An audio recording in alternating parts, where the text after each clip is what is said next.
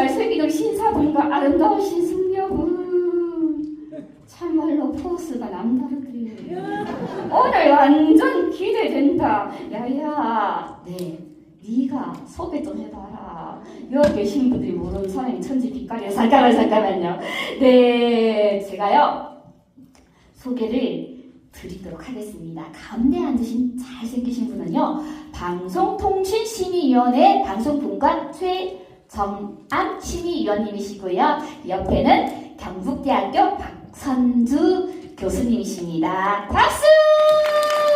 아이고, 방송통신 심의위원회는 우리나라 언론을 꽉 잡고 있고, 아이고, 교수님은 한강 일하면서 명품학교 맞죠?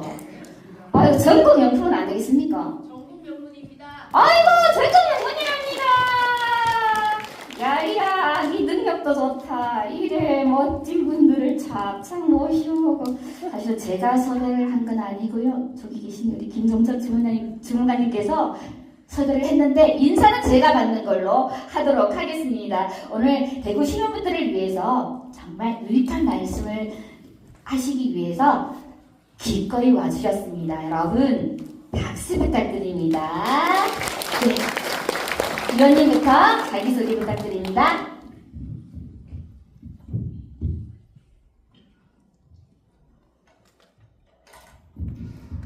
방송 사고 났다. 마이크가 안 된다. 됐다. 앉아서 하겠습니다. 굉장히 과도한 소개를 받은 최정암이라고 합니다. 현재 지금 섭외를 받을 때는 제가 방송통신심의위원회 특별분과위원이었는데 정부 조직법이 바뀌면서 11월 달부터는 그 직을 이제 그만뒀습니다. 그래서 그렇고 저는 매일신문사에서 32년을 근무를 했고 기자 생활부터 시작해가지고 32년 근무하면서 각종 여러 가지 보직을 맡고 마지막에는 7년 반 정도 서울에서 서울지사장을 하다가 퇴직을 하고 그리고 이제 지금 현재 한 150만 구독자가 돼 있는 유튜브에서 한 80만 정도 될 때까지 활동을 하다가 이제 나와가지고 현재는 방송통신심의위원회 활동을 좀 하면서 지내고 지금 현재는 이제 그냥 또 새로운 도전을 하기 위해서 준비하는 중에 있습니다. 오늘 이런 좋은 자리에 여러분들과 같이 토크를 하게 돼서 무한한 영광으로 생각합니다. 감사합니다. 마이크 넘깁니다. 교수님 소개해 주세요. 네, 안녕하세요. 저는 경북대 행정학부에 지금 8년째 근무하고 있는 박선주라고 합니다. 반갑습니다. 제가 이제 학교에서 있었고 그 전에 연구원 생활도 하면서 국가나 아니면 지방자치단체 각종 위원으로도 많이 활동을 하고 있는데요. 이렇게 시민 주민 여러분들 가까이서 뵙는 것은 이제 처음인 것 같아요. 네, 오늘 너무 기대가 되고 어떤 많은 질문들을 해주시면 서로 소통을 많이 할 수 있고 많이 이슈들을 나눌 수 있는 그런 시간이 됐으면 좋겠고요. 개인적으로는 이제 북구에 저희 경북대학교도 입지하고 있어서 굉장히 애정하는 지역 중에 하나이고 북구의 용역심의위원회에서도 봉사를 하고 있습니다. 그리고 10년 전쯤 부모님께서 이제 여기 관현동에 잠깐 한 2, 3년 정도 사시면서 저도 유학하면서 중간에 관현동에서 몇 개월간 이렇게 생활했던 적이 있어서요. 아주 편의성과 쾌적성을 다 갖춘 좋은 지역으로 제가 알고 있습니다. 오늘 만나뵙게 돼서 반갑고요. 여러 얘기 나눴으면 좋겠습니다. 네, 감사합니다. 감사합니다. 명품 도시 맞죠? 북구는. 네, 또 이사님. 올해가 전국 동시지방선거가 시작된 지 30주년이 된다고 합니다. 혹시 아셨어요? 동시지방선거. 그게 또 뭐고. 처음 듣는다. 네, 전국에서 동시 지역의 단체장과 의원들을 뽑는 투표를 하는 겁니다. 아이고 야야, 이 진행하려고 하마 정신 단디 챙기라. 인형이 투표권이 어딨노? 그러고 투표 백날 첫날 하면 30 30년이 지나도 뭐가 바뀌는지 당최 모르겠다. 잠깐만요. 도의사님, 지방자치 30주년이 됐는데 또 여사님처럼 잘 모르시는 분들이 많은 것 같아요. 지난 30년의 성과와 아쉬움들이 무엇인지 두 분께 한번 여쭤보겠습니다. 이원님부터 해주세요.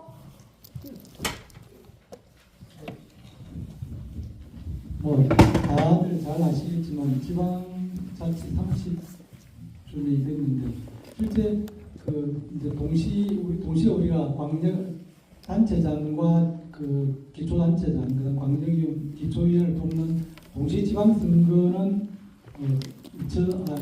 1995년부터 시작이 됐지만 사실은 그 전에 3년 전에 92년부터는 지방의회는 먼저 구성이 됐었습니다. 그런데 동시에 단체장까지 뽑는 선거가 이제 95년에 시작됐으니까 올해로 이제 30주년이고 그때 이게 이제 성과는 주민들이 직접 내 손으로 시장이나 구청장, 군수를 뽑고 또 대구시의원, 우리 북구에는 북구의원을 뽑는 그 선거가 주민들이 직접 선출한다는 주민 참정권이 확대됐다는 측면에서 굉장히 큰 성과를 가지는 거고 그러니까 그로 인해 가지고 중앙 집권적이었던 그런 중앙 지시를 일방적으로 받던 지방 행정이 주민들에 의해서 선출된 분들이 저걸 행정을 하는 그런 주민 주권 자치 행정이 이제 시대인 거고 그로 인해 가지고 지역에 맞는 발전 전략이 수립됐고 예를 들면 우리 북구 같으면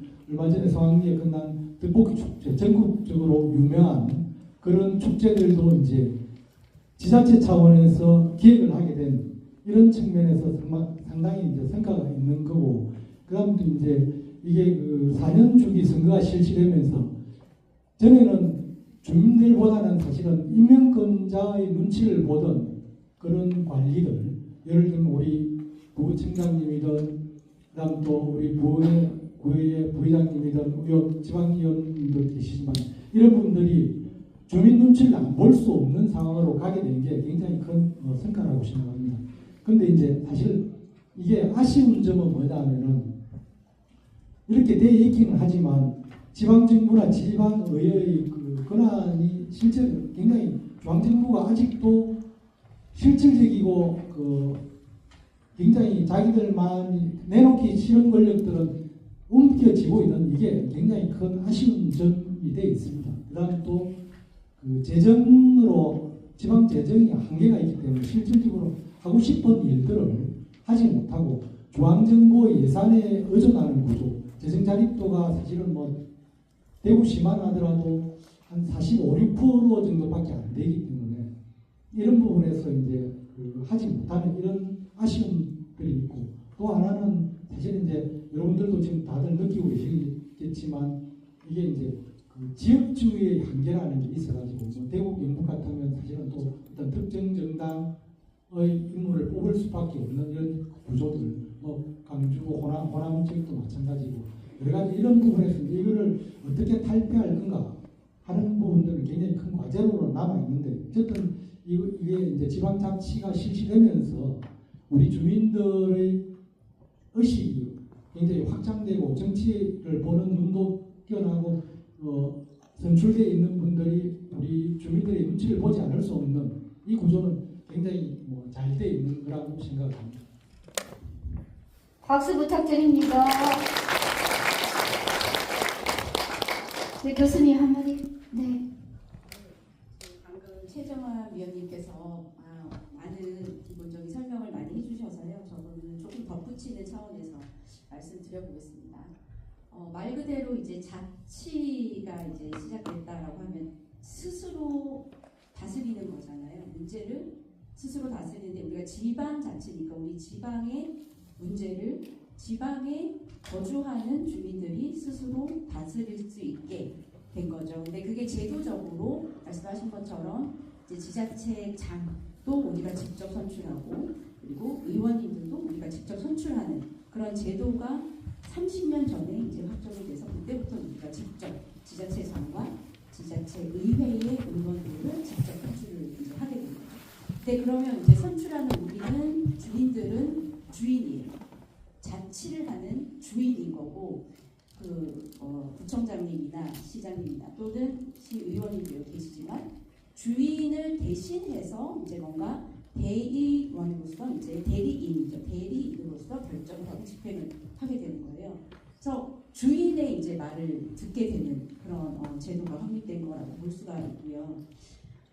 이제 말씀하신 것처럼 여러 가지 좀 장점과 이제 여전히 한계점이 있는데 그런 제도가 확립됐다는 거 그리고 우리가 그런 주민이 또 직접 정치나 어떤 집행에 관여를 해서 의사결정할 수 있는 직접 참여 제도도 지금 정리된 돼 있어요. 많이 참여해보신 경험이 있으신지 아니신지는 이제 다 각자 경험은 다르시겠지만 여러 가지 참여 제도가 있고 주민투표제도라는 말 많이 들어보셨을 텐데 주민투표제도 그다음에 가장 강력한 권한 중에 하나가 우리가 직접 선출한 선출직들을 공직자들을 우리가 다시 적절하게 일을 하지 않는다 그러면 소환할 수도 있어요. 주민 소환 이런 직접 참여 제도들이 지금 확립이 되어 있습니다. 개인적으로는 그런 직접 참여 제도나 직접 선출하는 이런 제도들 자체가 30년 동안 유지되었다는 것 자체가 굉장히 고무적이라고 생각하고요. 우리가 여기 아마 95년 이전에 벌써 경험을 하신 분도 있고 그 이후에 이제 아마 출생하신 분들도 있어서 원래 우리가 지방자치 했던 거 아니야? 이렇게 생각하실 분들도 있을 수 있는데 그 선출권 자체를 주민들에게 위임해줬다는 것 자체가 대단한 일이었고요. 이게 어떤 뒤집어지지 않고 제대로 유지되었다는 것 자체가 굉장히 대단한 거죠, 사실은. 다만 이제 아쉬운 것은 말씀하셨듯이 여러 가지 자치권에 필요한 것들이 있습니다. 자치적으로 조례라든지 이런 법을 만들 수 있어야 되잖아요. 조례를 만들 수 있어야 되고, 그다음 자치 입법권이죠. 그다음에 돈도 우리가 세금도 걷어서 우리가 쓰고 필요한 적재적소에 배분도 하고 이런 권한이 있어야 되는데 자치 재정권이 있어야 되는데 그게 좀 약하다는 얘기고요. 그 다음에 지자체의 조직을 우리가 인력 구성이라든지 임금이라든지 이런 것도 우리가 자체적으로 좀 결정하면 좋은데 자치 조직권인데 그것들이 굉장히 약한 상태예요. 말씀하시는 중앙정부라고 하는 것은 사실 서울은 아닙니다. 우리가 중앙하고 서울을 자꾸 연결시켜서 일치화시켜서 생각하는데 전혀 아니고요. 중앙정부라고 하는 건 국가인 거고 그 행정체계상으로 보면 국가, 그러니까 중앙정부, 그 다음에 광역지방자치단체, 우리로 보면 대구광역시, 그 다음에 시군구가 기초지자체인 거죠. 그래서 우리가 얘기하는 중앙은 국가를 얘기하는 거고요. 서울은 다른 얘기입니다. 서울도 지방이에요. 서울도 지자체예요. 그렇죠? 근데 우리가 여러 계층을 거치면서 특히 기초지자체에는 권한이 굉장히 적어서 그게 항상 한계로 지적되고 있습니다. 또 다른 얘기는 조금 이따 다른 질문들에서 대답하도록 하겠습니다. 박수 부탁드립니다. 아이고, 성과가 없었던 게 아니네. 성과 있었다. 아쉬운 그것도 있지만 내 귀에는 딴 건 안 들리고 주민이 주인이란다. 그거만 됐지 뭐. 잠깐만요. 그러고 내가 카드가 통신인데 요즘 지역에서 세금 걷어가지고 공무원 월급도 못 준다 하던데 우리나라가 세계 10대 경제 강국인데 그런 거짓말이 어디 있노? 가짜 뉴스가 진짜 문제다. 잠깐만 들으셨니? 잘못 알고 계세요. 정말로 기초단체들은요 지방세를 걷어서 공무원 월급도 못 주는 것이 많다고 합니다. 진짜가 가짜 뉴스 아니고 세상에. 그런데 어제부터 우리 동네 멀쩡한 보도블록 꽤 붙은데 그거는 무슨 돈이고. 네, 잠깐만요, 회장님. 자, 북구도 그렇고요, 대구도 그렇고요. 지방 자치단체들은 재정이 부족해서 중앙정부의 보조가 없이는 주민들을 위한 사업 하나를 하기도 굉장히 힘이 든다고 합니다. 그래서 국세와 지방세 비율을 6대4까지 늘려달라고 요구한다고 하는데요. 혹시 교수님, 우리나라 내년 예산이 700조 넘는다 하던데 지역이 이래 쪼들 리가 될라. 한 말씀 해주이소. 네, 그 지자체의 재정 적자 문제 아니면은 그 세원, 그러니까 우리가 정부가 일할 때는 정부가 따로 수익 사업을 물론 하는 경우도 있지만 거의 우리 국민들이 내는 세금이 주요 수입 원천이잖아요. 근데 지방 같은 경우는 그러니까 세금이 국세하고 지방세로 이제 분리가 돼서 지자체에서 직접 과세, 그러니까 세금을 매겨서 우리의 수입으로 삼을 수 있는 것이 굉장히 제한이 되어 있습니다. 저도 막 암기를 못해가지고요. 뭐 적어 와봤습니다. 예를 들면 여러분이 세금 엄청 내잖아요. 종류가 많은데 뭐 소득세, 법인세, 상속증여세, 종부세, 뭐 각종 주세, 임시세 이런 거는 다 국세예요. 우리가 내는 세금의 상당 부분은 국세로 이제 들어가고 다시 국가에서 즉 중앙 정부에서 지자체 간의 뭐 균형 발전이라든지 아니면 어떤 특정한 국가의 정책적인 목적을 위해서 다시 지자체에 배분을 해주는 경우가 많습니다. 근데 우리가 자치를 진짜로 하려면 우리가 세입을 걷어서 다시 그걸 우리가 정말 우리 북부에서 필요로 하는 정책, 북부에서 필요로 하는 사업에 투입을 하면 좋은데 우리가 지방세는 지방교육세, 이거는 도예요. 대구시에서 걷는 거예요. 지역 자원시설세 이것도 대구시에서 걷는 거예요. 그러면 이제 예를 들면 시군세는 뭐가 있냐? 담배소비세, 주민세, 지방소득세, 재산세, 자동차세 이 정도입니다. 그래서 우리가 기초지자체에서 세입을 통해서 우리가 재정 자립도를 확보할 수 있는 그 세원 자체가 굉장히 부족하고요.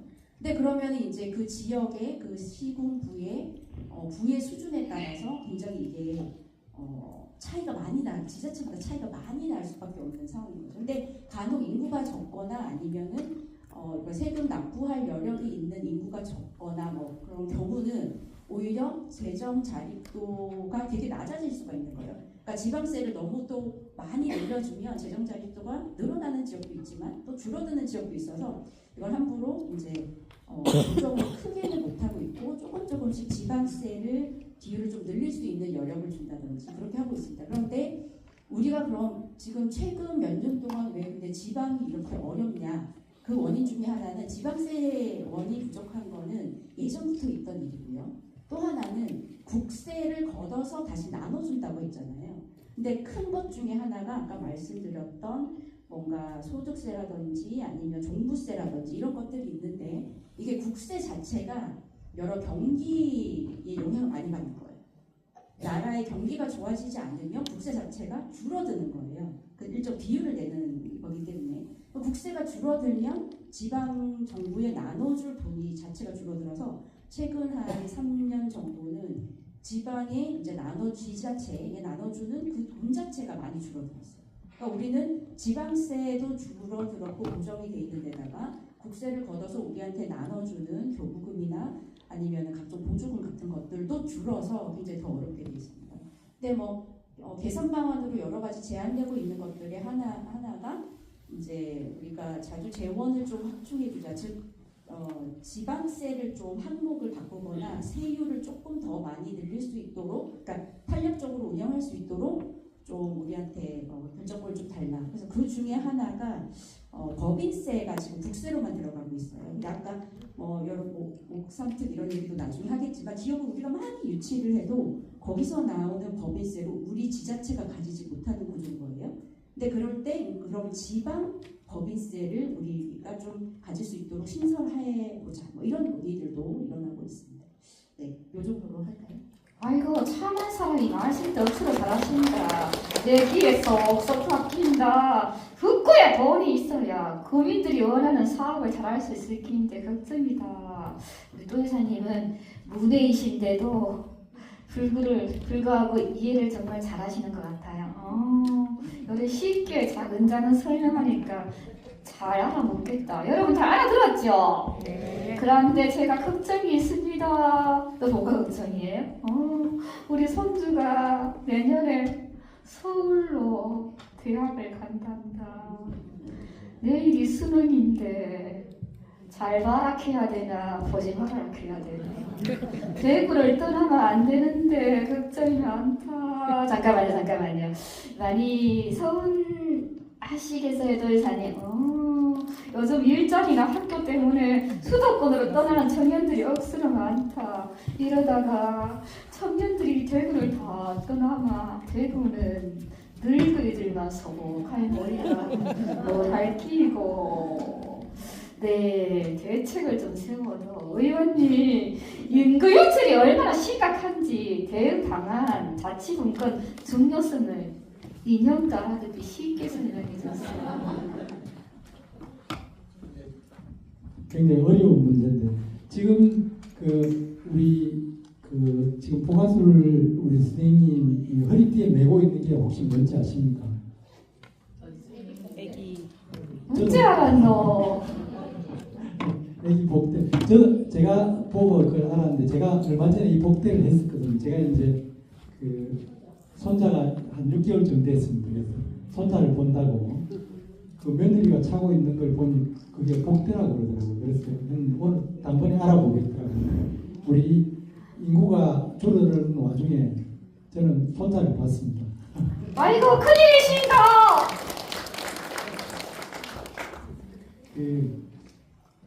인구 유출 문제 말씀드리기 전에 오늘 뉴스에 나왔던 걸 잠시 하나 좀 오늘 그래도 오신 김에 여러 가지 또 좀 어려울 수 있는데 하나 좀 상식적인 얘기 하나 좀 말씀드리고 갈까 싶어서 드리는데 혹시 우리가 대구시 대구 북구 이렇게 하는데 언론에서 부를 때는 지자체라고 많이 부르지 않습니까? 지방정부라고 안 하고 지자체, 광역지방자치단체, 기초지방자치단체 이렇게 하는데 혹시 그거 왜 지방정부를 안 하고 왜 지자체를 하는지 아시는 분 계실까요? 야, 아무도 모릅니다. 설명해 주시오. 예? 그것도 굉장히 맞는 말씀입니다. 그런데 저도 사실 기자생활을 하면서 34년, 3년 정도를 기자생활을 했는데 저도 사실 잘 몰랐거든요. 근데 한 5, 6년쯤 전에 저도 이 지방분권 토론회 가지고 알았는데 그때 제가 이제 왜 지자체, 지방정부라 하면 될 걸 왜 지자체라고 하느냐고 하니까 우리나라 지자체라고 공식적으로 쓸 수밖에 없는 그 한계가 있다면서 헌법에 국가사무는 중앙정부와 지방자치단체로 구분한다 이렇게 돼 있다고 합니다. 제가 헌법을 찾아보지는 않았는데 그래서 헌법상 제약 때문에 지방정부라고 쓰지 않고 지자체라고 쓴다고 하는데 혹시 그 생각이 맞습니까? 네, 저도 찾아보지 않았지만 그런 것 같습니다.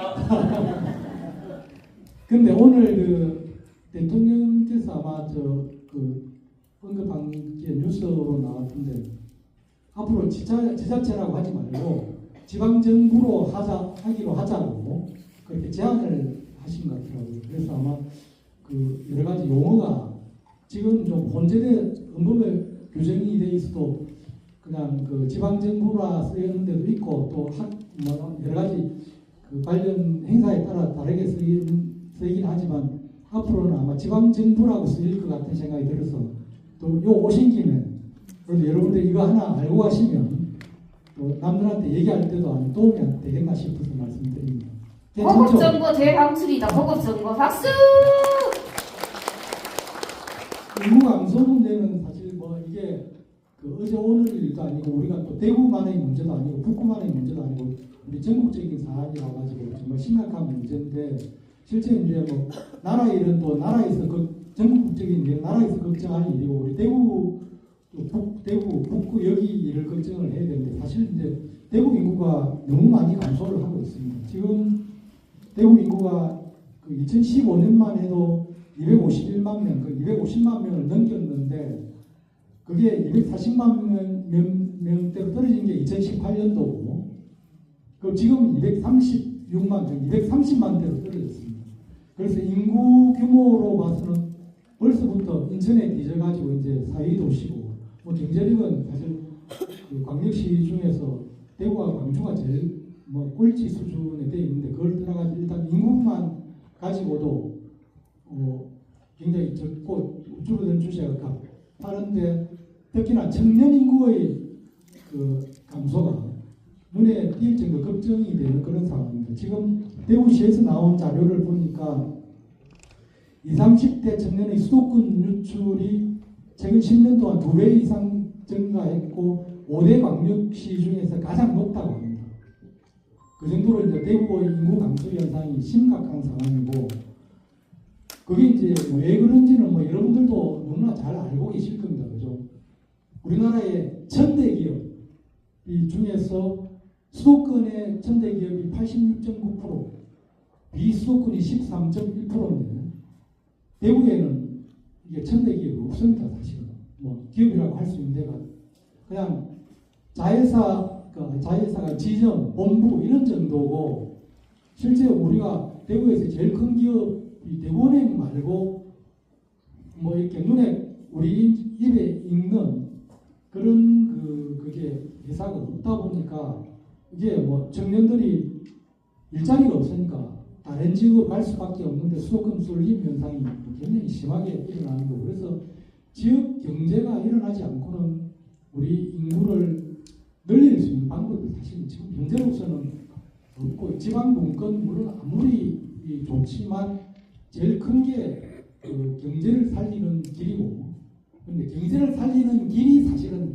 지방 분권이고 지방 자치이기 때문에 이제 이걸 하자는 거는 어쨌든 급선무는 경제를 살리는 게 제일 급선무고 그다음 이제 두 번째는 여기에 물론 그 박 교수님도 계시고 또 하시영 교수님도 여기에 연야로 와 계시지만 지방 대학의 그 가리는 인구가 점차 줄어들고 어쨌든 수도권 대학 쏠림 현상이 너무 심하게 일어나고 있는 상황입니다. 왜 경북대가 사실은 전국의 최고 명문 대학이었지 않습니까? 전에 서울대 안 가면 경북대 간다고 했는데 지금은 이 서울을 못하면 경북대 간다 하는 정도로 지금 인식이 바뀌고 있는데 그게 뭐냐면 결국은 우리나라에서 모든 기업들이 서울에 쏠려 있고 서울에 있다 보니까 수도권에 있다 보니까 그 수도권에 있는 학생들을 기업이든 취업할 수 있는 그런 직장에서 수도권에 있는 학생들을 더 선호하다 보니까 그런 현상이 발생하고 있는 상황인데 사실은 저는 그래서 제가 현직 기자 생활할 때부터 경북대를 전국 최고의 명문대학으로 키워야만이 대구가 살 수 있다. 그래서 아니 경북대학을 하지 말고 차라리 경북대, 경북서울대 뭐 이렇게 하자는 얘기까지 사실 뭐 이렇게 주장을 했는데 왜냐하면 서울대 다들 서울대 보내려고 하니까 스카이대를 가야 된다고 다들 그걸 지상과제로 알고 있을 정도로 되어 있으니까 이런 부분에 대해 가지고 이 현상을 이런 현상들 때문에 사실 이제 서울로 가는 학생들이 지역으로 또 안 돌아옵니다. 지역에 일자리가 있어야만이 돌아오는데 일자리가 없다 보니까 안 돌아오는 이 현상을 빨리 타파를 해야 되고 그다음 이제 또 지역 인구가 유출되는 현상이 지역의 문화예술 인프라가 굉장히 부족한 부분도 이게 이제 우리 지방자치단체장이나 이제 지방정부의 대구시장이든 우리 구청장이든 그다음 우리 그 지방위원들께서 여기에 대해서 정말 심의를 기울여가지고 만들어 주셔야 합니다. 예를 들면 우리 이건희 미술관 같은 경우는 이건희, 삼성, 대구 이렇게 해가지고 대구에 유치하려고 하다 문재인 정부 때 사실은 뭐 큰 논의도 없이 서울에다가 이건희 미술관 건립하는 걸로 결정을 냈지 않습니까? 이런 것들을 볼 때 이게 굉장히 심각한 지역 인구 감소의 요인이 되고 있고 그래서 대응 방안은 결국은 아까 전에 문제점으로 말씀드렸던 그 부분에서 괜찮은 일자리가 나와야 되고 그 다음 또 지역 공공기관들 현재 혁신도시에 와 있고 한데 굉장히 지역 기여도가 약합니다. 이런 데서 지역 인재 할당제 해가지고 지역 대학 출신들을 최소한 절반 정도로 뽑을 수 있도록 그래서 지역 대학에 가야만이 지역에 있는 공공기관들 서울에 가는 대학 서울에 나온 대학보다는 서울에서 나온 것보다는 지방대학에서 나온 학생들이 지역에서 괜찮은 일자리를 구할 수 있는 그런 길을 더 많이 정책적으로 열어줘야만 그래서 여러분들이 자녀가 대부분 지금 오신 분들이 보니까 아직 이제 뭐 고등학생 학부모, 중학생 학부모 이렇게 보이는데 맞습니까? 실제 제 눈에 그렇게 보입니다. 그런 상황에서 진짜 우리 애들 지방대학 보내가지고 좋은 일자리 찾을 수 있는 길을 여기에 계시는 분들이 마련해 줘야만이 가능하다. 그리고 그렇게 하려고 하면 사실은 아까 전에 했던 그 말씀대로 오늘 행사 취지대로 자치분권이 확대되고 그래서 지방정부가 재원을 마음대로 편하게 쓸 수 있는 그런 구조가 만들어져야 된다. 이렇게 생각합니다. 네. 아이고, 큰일 났다. 또 패널이 오셔가지고 여러분들 과제를 주는 것도 처음이네. 큰일 났다. 어쩔 끼고. 잘할 수 있지요? 반지 들었죠? 지방이 살아야 돼. 손자들을 꽉 잡아라. 나는 뒷말 안 한다. 아들은 무슨 손자지. 아이가. 아이고, 잠깐만. 손 넘으시면 안 됩니다. 네. 설명을 어찌 그렇게 잘하시는지. 제가요, 영문대학교 가고 싶었는데, 인형이라고 입학을 안 시켜줍니다. 네, 이래봬도 인형이지만, 인형계에서 내생녀라고 소문났습니다. 도예사님. 인형계의 내생녀 도예사님. 새 정부에서 5급 산특 균형 성장이라고 한다는데요. 들어보셨어요? 그건 또 뭐고? 오늘 또 처음 듣는 게 천지고! 네, 전국을요, 5개 소관 여건과 3개 특별자치도를 만들어서 개발한다는 건데요. 자세한 건 박선주 교수님께 들어보도록 하겠습니다. 좀 전에 우리 부부청장님이 말씀하시는 거 그거지? 들어봤네. 교수님, 잘 설명해 주세요. 다행히 그 부청장님께서 처음 말씀하실 때 5급 3특까지 말씀을 해주셔서 덧붙여서 한번 얘기를 해보겠습니다. 근데 조금 용어 자체가 저도 사실은 아직 이게 정부가 바뀔 때마다 이름이 바뀌어요. 그래서 저도 아직 입에는 안 붙어있는 그런 용어인데 5급 3특이거든요. 근데 이게 크게 어떻게 보면은 지방의 이제 균형 발전이라는 측면에서 여러 지역을 수도권만 발전할 게 아니라 수도권 1급만 발전할 게 아니라 전국의 여러 지역들이 골고루 발전하게 하자라는 정책이고요. 이런 균형 발전 정책은 비단 이재명 정부 때 처음 시작한 게 아니에요. 예전부터 있었던 정책인데 정권이 교체되고 정부가 바뀔 때마다 이름을 이제 계속 바꿔왔습니다. 근데 뭐 하나하나 조금씩만 설명을 해보자면 이때 5급 할 때 급이잖아요. 그게 뭐냐면 영어로는 폴이거든요. 폴대 아시죠? 여러분들 등산하실 때 폴대 막 하시잖아요. 그럼 그러니까 막대인 거예요. 막대. 그래서 지역경제 성장 얘기를 할 때 지역경제 이론에서 성장급 이론 뭐 이런 얘기를 하거든요. 그러니까 깃대를 꽂아서 전국에 어떤 특정하게 이런 중심지 같은 것들을 만들어서 그러니까 자원들을 여러 인력, 뭐 예산, 기술 뭐 이런 자원들을 이 극을 꽂아서 극에다 집중을 해서 육성시키자, 발전시키자 이런 정책이에요 기본적으로. 근데 이게 그러면은 지금 최근에 처음 나온 얘기냐? 아닙니다. 여러분 아마 저는 이렇게 겪어보지는 못했는데 박정희 정부 시대 때 우리가 불균형 그때는 일부러 자원이 되게 없었잖아요. 우리가 이제 지금처럼 잘 살지 못했잖아요. 그러니까 그 돈이나 사람이나 인재나 이런 자원이 굉장히 적었어요.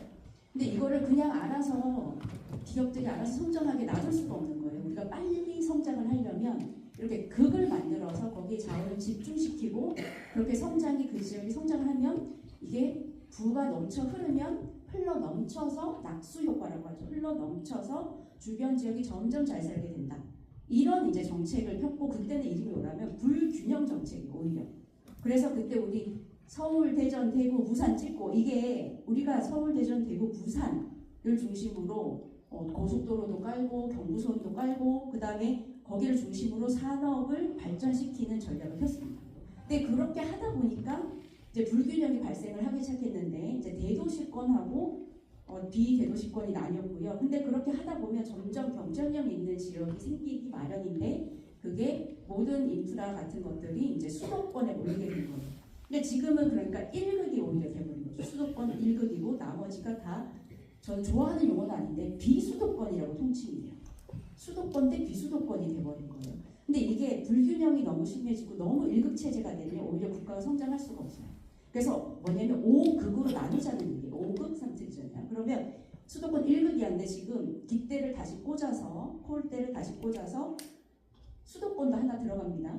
하나 들어가고 5대 권역으로 깃대를 꽂아서 다시 분산해서 균형 발전시키자.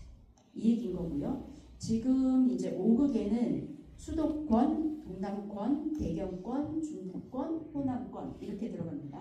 근데 여기서 빠져 있는 게 뭐죠? 제주, 전북, 강원. 이 지역은 지금도 이미 우리가 지방자치법이 바뀌면서 특별자치도를 만들 수가 있게 됐어요. 그럼 일반 다른 시도나 광역시 뭐 이런 것과 다르게 이제 조금 더 규제를 완화하거나 뭔가 유치하거나 이럴 때 좀 자유롭거든요. 그래서 그것들을 지금 강원 특별자치도 뭐 이렇게 제주 특별자치도로 만들었잖아요. 이 세 지역은 이 5대 권역에 속하게 하는 것이 아니라 그 각각을 특별자치도로 만들어서 이제 특화를 시키겠다. 이런 이제 개념으로 생각하시면 되겠습니다. 간단하게 여기까지는. 교수님 감사합니다. 하나만 더 추가를 하자면, 근데 여기에 균형 발전은 이제 이해가 되시잖아요. 근데 왜 자치하고 균형 발전은 같이 가? 이거를 이제 궁금증을 좀 삼으셔야 돼요. 이 지방시대라는 용어 자체가 이제 윤석열 정부 때 만든 용어인데, 그리고 기존에 있던 협의회가 두 개가 있었어요. 자치분권협의회가 따로 있었고 균형 발전과 관련된 협의회가 따로 운영됐어요. 중앙정부도 그렇고 지자체도 그렇고. 근데 이걸 합치면서 균형 발전을 위해서는 자치분권이 수반이 돼야 된다는 거죠. 그래서 지금 이제 5급 3특 중에 하나 중요한 것은 우리가 지역 특화 산업을 우리 지역에 맞는 특화 산업을 이제 선정을 해서 그걸 중심으로 이제 발전을 시켜야 되는데, 그 과정에서 이제 지방자치, 자치분권이 이제 굉장히 중요한 역할을 한다. 이렇게 이해하시면 될 것 같습니다. 알겠다. 그러니까네 전국을 골고루 공평하게 발전 성장시키자 그 말이죠. 제가 제대로 알아들은 거 맞죠? 아이고, 네, 점점 똑똑해진다. 도의사님, 대구시 수건 사업 중 하나가 대구공항 이전인 건 아시죠? 나는 반대일세. 왜 반대세요? 공항이 가까우면 일본이고 동남아고 놀러 가는 게 얼마나 쉬운데 왜 자꾸 공항을 저저저 옮기적 하노? 공항이 새로 전락하면 돈이 10조가 넘게 들어간다 하는데 돈이 어딨노? 공무원 월급도 못 준다 하는데 어쩔 낀데? 네네, 도의사님처럼 생각하시는 분들이 가끔 있긴 한데요. 대구가 발전하려면은 유럽이나 미주까지 화물기가 뜰 수 있는 공항이 필요하다고 합니다, 도의사님. 뭐 한다고 화물기가 떠야 되노? 여행만 여기저기 댕기면 되지. 야야, 쓸데없는 소리. 잠깐만요. 자, 도의사님 모르시고 하시는 말씀이니까요. 이 두 분께 신공항이 왜 필요한지, 그리고 왜 이전해야 하는지 한번 말씀 들어보도록 하겠습니다. 네, 누구든지 마이크를 먼저 드시면 될 것 같아요.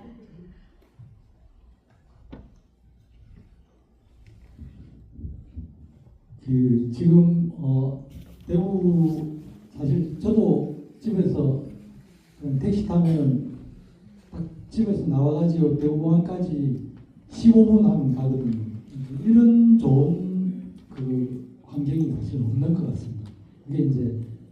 그게 이제 사실은 좋기도 하지만 이제 제주도 갈 때 또 뭐 일본이나 또 동남아, 중국 이렇게 갈 때는 그게 굉장히 편한데, 대구가 한계가 사실 거기까지고 더 큰 그 미주나 유럽으로 가기가 어려운 환경이 있다는 게 이제 큰 문제고, 그래서 이제 공항이 필요하다고 했고, 또 이제 그보다 사실은 더 큰 문제가 우리가 북구도 뭐 상당수 주민들이 해당되지만 동구 이렇게 해가지고 공공항 소음 문제가 너무 심각해서, 저도 제가 칠곡에도 살고 동서변동에도 살고 이렇게 했었는데 굉장히 큰 고통을 받았거든요. 그래서 저 공항 저거 빨리 없애든지 이전하든지 해야 된다고 생각을 했었습니다. 그 정도. 근데 이제 그 공공항 소음 피해를 보지 않는 지역에 있는 분들은 거기에 대해서 동의하기가 좀 쉽지 않아가지고 대구공항 이전 문제에 대해 가지고 이제 찬반 양론이 있는 건 사실입니다.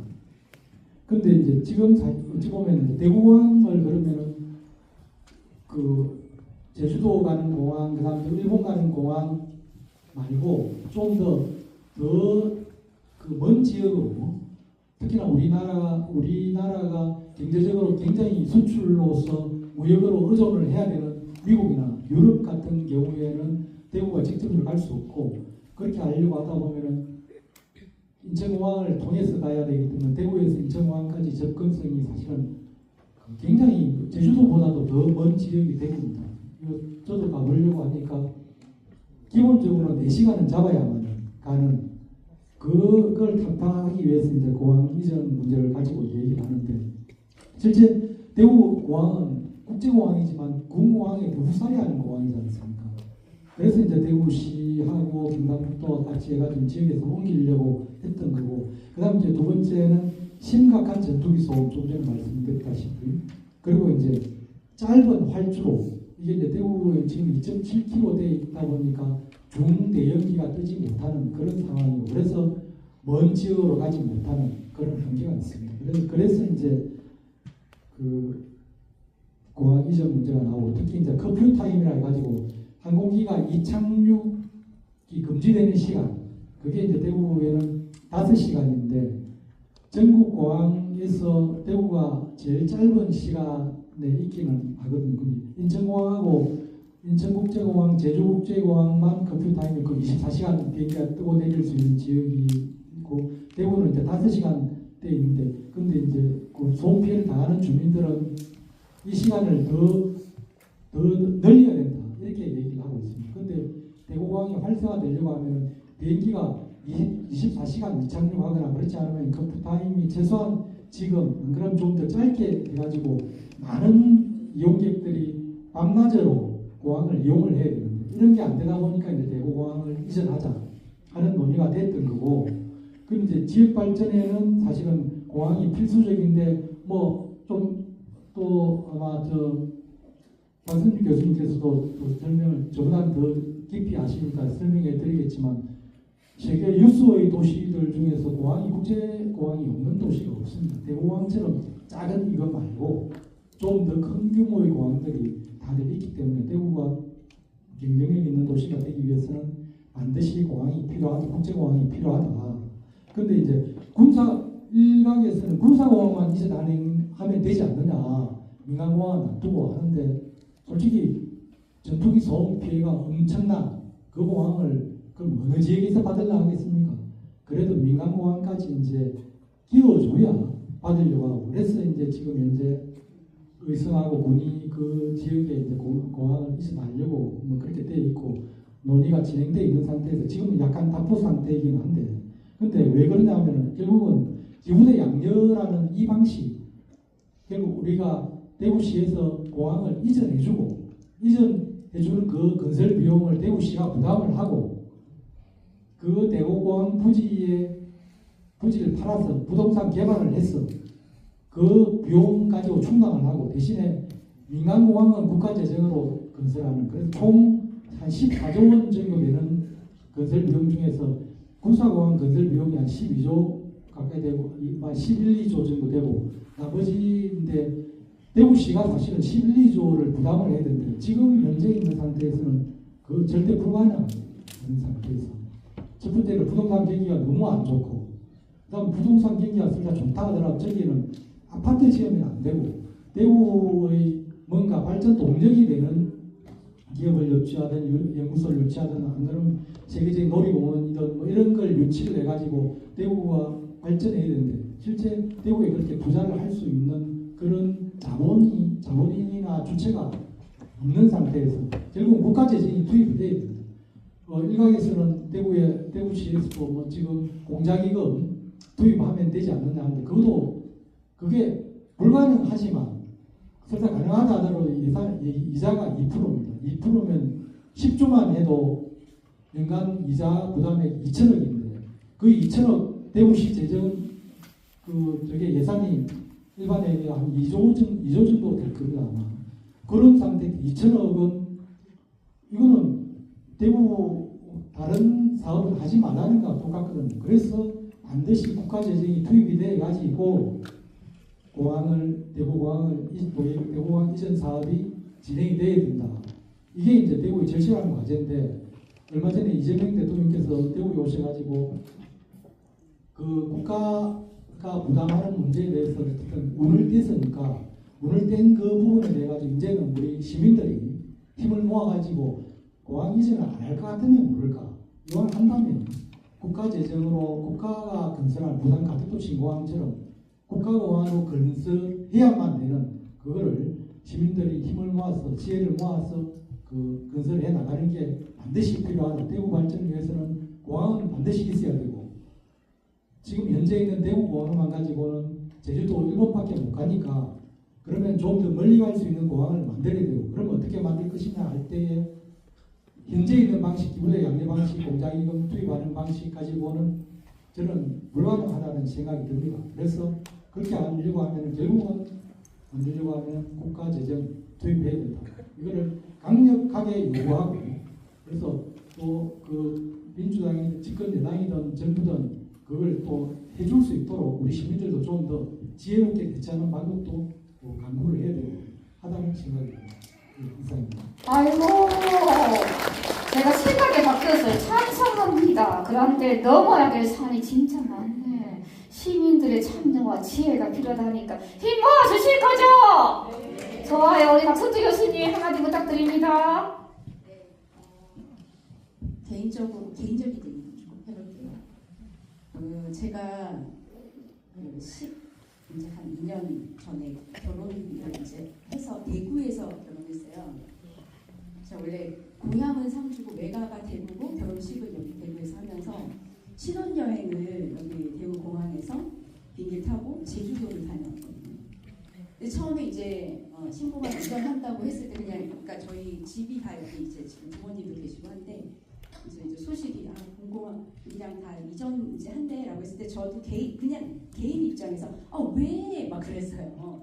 여행도 가고 해야 되는데 동남아도 가고 제주도도 또 가고 싶은데 왜 귀찮게 이랬는데 제가 이제 여기서 또 개인적인 얘기 작년에 또 8년 터울로 둘째도 낳습니다.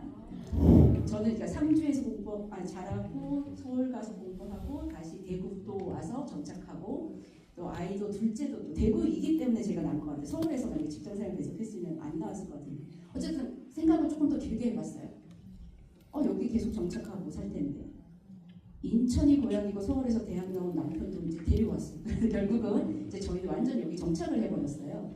그러면은 자녀들도 여기서 다 성장할 거고 또 자녀들이 대학교 경북도 오면 좋겠습니다. 근데 뭐 대학교를 다니건 아니면 다시 또 뭐 취업을 하러 다시 돌아오건 해서 우리가 대대손손 여기서 살 수도 있는데 그러면 미래를 생각했을 때 공항을 단지 나의 개인적인 여행의 편의성을 위해서만 생각할 게 아니고 이 대구의 발전이나 아니면은 더 크게 보면 국가의 전체적인 발전 측면에서 한번 생각해보자. 굉장히 이타적인 생각이면서도 대구시의 발전까지 고민을 해서 또 저의 후손들의 이제 뭐 그런 부분까지 생각을 다시 해보자라고 생각을 좀 했어요. 그랬더니 말씀하신 것처럼 대구가 약간 더 발전하고 아니면은 또 조금 수축되고 있는 부분인데 그게 어떻게 활성화가 다시 되려면 아까 말씀드린 5급 이제 그 전에 이름은 5급은 아니야. 지금 어쨌든 5급 중에 하나가 지금 대경권이 들어가 있잖아요.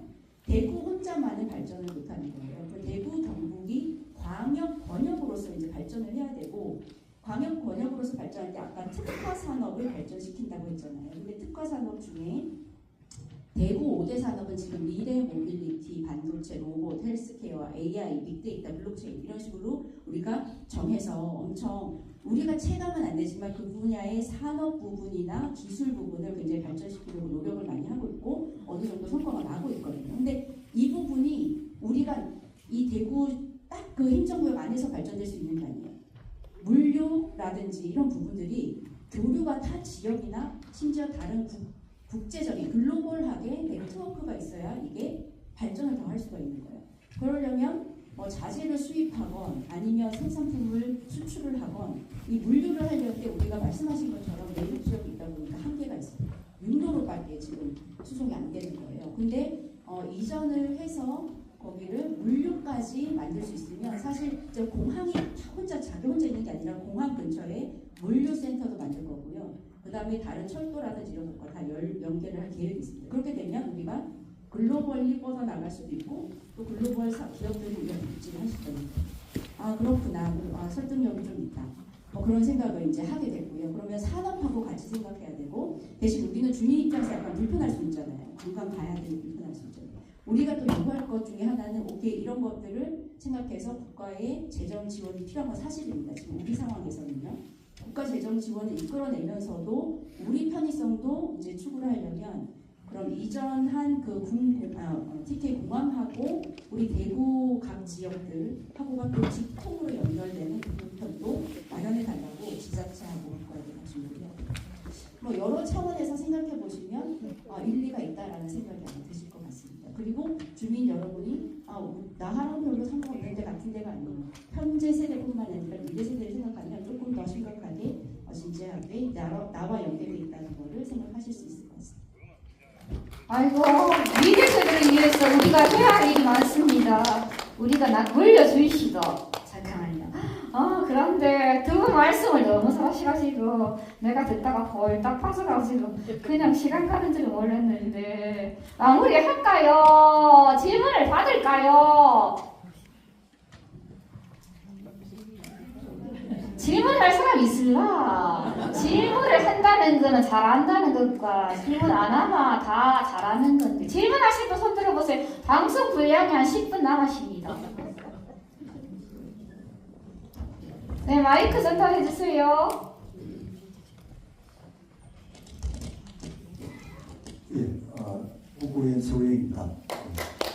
그리고 말씀 너무 잘해 주셔갖고 이게 질문이라기보다 제 의견을 한번 보여주시는데 저는 아시다시피 더불어민주당 국고를 지역위원장 맡고 있으면서 국고위원입니다. 그런 속에 어떤 자치분권 지방시에 참 좋은 하도지만 대구가 GRDP 2선의 정신사회에 1, 2년가 아닙니다. 92년, 34년 진행했지.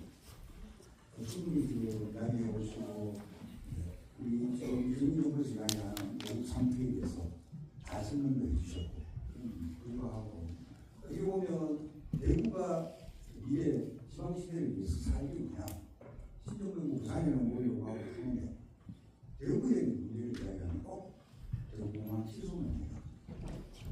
지금 당장 보고 살만한 건 별로 할 게 없어요.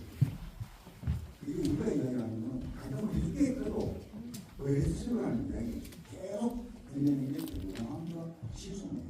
시소문은 아시다시피 북부, 서부, 달서구 쪽에서만 나쁘면 시소문이 단무가 나타나면 서부 쪽에서 관심이 없거든요. 그런 걸 안 보여주죠. 또 대구항 우리 제가 선생님 말씀 많이 하셨지만 어떻게 보면 장단점이 몇 가지 있죠. 대구같이 내륙에 있는 도시가 외국에 가보셔야 알겠지만 도시 접근한 1시간씩 걸리는데 우리는 그야말로 트랙을 넘는다든지 공도까지 도시 칸의 공항은 강점을 가지고 있어요. 코로나 이전에 공항 동남아 시항 아니고 500만 이용했거든요. 의성 신공항, 대구 신공항 가면 이용이 얼마나? 예상 700만이에요. 근데 제일 최초 그릴 때는 공항 200만 명을 구조였거든요. 기대해야 그게 늘고 늘어갖고 지금 14조. SOC 플라이 시설까지 가면 25조 나올지도 모르겠네요. 이제는 정해놓고 나서 포기 먹기를 하는 의수 물리 가격이 생길 수 있고 금융이 더 싫더라고. 이런 가정의 문제들이 과연 대구를 위한 먹거리가 어디냐는 겁니다. 그 제가 신정부에 들어갔고 AX 전환 사업 엑스하고 5,500원 아무도 몰라요 그게 뭔지. 그 AI가 중요한 건 뭐 AI 전환 사업. 아이고 감사합니다. 시간 관계상. 죄송합니다. 저는 이 토크 자체가 홍보 중심이 하나의 중심 한 방향으로 가는 것 같아서 그 말씀 좀 드리고 싶거든요. 이 5.3특 속에 방금 박 교수님 말씀대로 대구가 해야 되는 부분에서 대구 정부 행정통합만이 아니고 먹거리를 저희가 대구가 제일 잘하는 것들을 기억했는데 그게 AI, ABB 산업, 국토예요. 있잖아요. 이 과정 속에 대구가 할 게 문제예요. 대구 시민들이 이제는 제대로 요구할 걸 해야 돼요. 공항을 기로마 이재명 대통령 강원도로 와서 1.5%까지 지원할 필요가 있다고 이야기했기 때문에 그걸 알고 현실적인 대구 어디 가나 앉아라. 하지 마라. 아직 안 끝났다. 그래야만 살아야만이 대구가 활성화되지 않겠느냐. 계속적으로 지금 공항 기술을 하더라고요. 그런 좀 시각을 좀 바꿨으면 좋겠다. 그런 생각을 가집니다. 감사합니다. 박수 부탁드립니다. 아이고, 그분 오늘 고생 많으셨습니다. 한 분 더요? 근데 질문 있으신 분. 아, 질문 부탁드릴게요. 질문. 시민 질문 필요합니다. 마이크 전해주세요. 예, 안녕하십니까. 저는 광암동에 사는 최영란입니다. 일단은 오늘 주제는 북구를 어떻게 발전시키고 어떻게 할 것이냐, 공항을 떠나가지고. 그런데 저희가 지금 광암동에는 행정부지가 있거든요. 그 행정부지가 지금 거의 한 5년, 거의 20년 가까이 개인으로 사유지를 사용을 하고 있습니다. 그 자리는 지금 백마트라는 자리가 있거든요. 제가 알기로는 그 자리가 뭔가 하면은 선거관리위원회 사무실이 생기는 걸로 알고 있거든요. 그런데 그게 지금 계속 그게 어떻게 이제 주민을 위해서 할 수 있는 공간을 만들어 줘야 되는데 개인한테 세를 주고 개인한테 세를 받아먹는 그런 지금 상태가 되어 있거든요. 거기 제일 궁금합니다. 지금 계속 그걸 갖다가 그런 식으로 세를 줄 것인지 아니면 주민을 위해서 거기다 어떤 공간을 해줄지. 그 지금 어디냐 하면은 그 자리가 그린빌 산단지 앞에 그러고 거기 옆에 보면은 행정부지인데 주차장으로 사용하는 공간이 있어요. 거기는 오랜 주차장을 이용해 장기 주차하시는 분, 폐차 되시는 그런 차들 그런 걸로 인해 가지고 솔직히 거기는 좀 위험한 장소로 지금 변해가고 있거든요. 그걸 빨리 그 공간을 그 넓은 부지에 빨리 시민한테 우리 국민한테 돌려줄 수 있는 일을 해주셨으면 좋겠다는 의견을 그러고 여쭙고 싶어요. 언제쯤 그게 되는지. 아이고, 이 대략 난감한 답변 누가 할기고. 교수님 하신답니다. 제가 한번 얘기를 좀 해볼게요. 제가 답을 드리지 못하고요. 부부청장님이 이제 흉대를 좀 내셔야 될 것 같은데 방법만 조금 알려드릴게요. 제가 아까 설명하다가 이제 나중을 위해서 남겨둔 것 중에 하나가 아니요, 제가 먼저 설명하겠습니다. 이론적이고 먼저 한번 설명하고 기회 드리겠습니다. 네, 제가 먼저 설명하겠습니다. 우리가 아까 주민 자치를 하는 여러 가지 직접 참여 제도가 있다고 했는데 거기에는 속하지 않지만 지금 이재명 정부도 그렇고 원래 박근혜 정부 때부터 계속 강조해 오고 있던 게 있어요. 진짜 자치를 하라는 거예요. 지금 말씀하신 그런 문제는 중앙에서도 모르고 집행부도 그러니까 지방자치단체에서 잘 모를 수도 있어요. 그러니까 내 주변의 일은 내가 제일 잘 아는 거예요. 주민분이 제일 잘 알고 그럼 그 문제를 어떻게 해결할 것이냐에 대한 여러 방법이 있는데 프로슈머라는 단어가 있습니다. 프로듀서, 만드는 사람과 컨슈머, 소비한 사람이 이제 개념이 안 떨어지고 합쳐질 거예요. 내가 문제를 제기하고 내가 문제를 해결하는 거예요. 그렇게 해라라고 지금 이재명 정부도 국정과제에서 그런 방법을 아예 탁 찍어가지고 그렇게 확대해라. 근데 그 방법이 뭐냐면 주민 참여 리빙랩이라는 게 있어요. 조금 어렵지만 단어는 리빙랩. 사회 현상이 문제가 발생했을 때 거기에서 랩이 실험실이라는 뜻이거든요. 실험실처럼 스스로 문제를 어떻게 해결할지 이렇게도 해보고 저렇게도 해보라는 거고요. 그게 지금 우리 주민참여 예산제라는 게 있는데 전체 예산 1%도 거기에 반영 안 해줘요. 주민참여 예산제로는 해결이 잘 안 됩니다. 근데 부부청년님께 건의드리는 거는 북부에서 혁신적으로 주민참여 리빙랩을 정부나 그러니까 중앙정부나 대구시에서 시키지 않아도 우리가 시범사업 먼저 해보겠다 라고 해서 공모를 받으시면 좋을 것 같아요. 주민들은 공모를 받고 협의체도 주민들께서 만들고 대신에 여기 리빙랩은 주민들만 자치적으로 하는 게 아니에요. 관이 같이 들어갑니다. 그리고 외부에 디자인 전문가가 들어가서 새 주체가 이 문제를 진단하고 해결하고 방안도 마련하고 시범적으로 적용해보면서 개선까지 하는 그런 방법입니다. 그래서 저는 방법만 알려드리고 제안을 정답님께 드리도록 하겠습니다. 네, 꿀팁 방출해 주셨습니다. 들었지요? 여러분들이 하셔야 된답니다. 아이고, 그러고 고생 진짜 많았습니다. 박수 부탁드립니다. 시간 관계상 한 분에게 1분 시간 드리겠습니다. 1분이 지나면 마이크가 꺼집니다. 마지막으로 북구 구민들을 위해서 방구 말씀 1분 스피치 출발.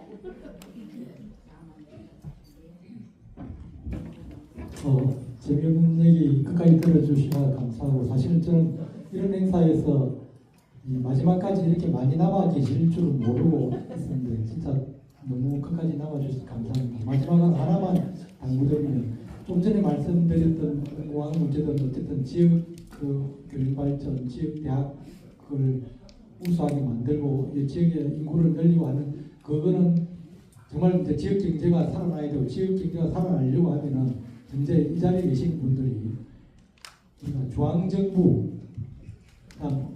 서울을 잘 활용, 그게 국회든 중앙정부든 대통령실이든 그 사람들이 대구에 투자할 수 있는 환경을 우리 대구 시민들이 지혜롭게 만들어주는 이 선택은 여러분들께서 좀 더 해야만 우리 지역이 발전할 수 있다 하는 생각을 말씀드립니다. 네, 감사합니다. 박수.